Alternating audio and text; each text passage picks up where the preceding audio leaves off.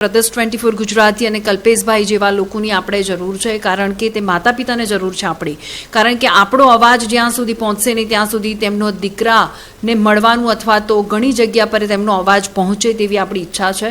હવે અંકલ, હું તમને છેલ્લો ક્વેશ્ચન પૂછવા માગું છું કે કલ્પેશભાઈ, અમારી જે બીજી ટીમ હતી એ કલ્પેશભાઈ જોડે છે. કલ્પેશભાઈએ પણ કહ્યું છે કે બનશે એટલો રાત દિવસ આપણે પ્રયત્ન કરીશું કે આખી હકીકત શું છે, અને સરકાર ને કહીશું કે બને ત્યાં સુધી ધ્વનિતને પાછો લાવવાનો ટ્રાય કરે, અને પ્રદેશ 24 ગુજરાતી પણ એ જ પ્રયત્ન કરી રહી છે. તમારે શું કહેવું છે?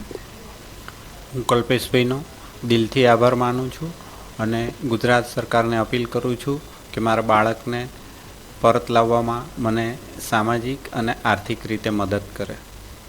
બિલકુલ, અને thank you so much sir. અને આંટી, પ્લીઝ તમે તમારું ધ્યાન રાખજો અને તમારે સ્ટ્રોંગ રહેવાનું. મળી જશે આંટી, પ્રદેશ 24 ગુજરાતી તમારી સાથે છે.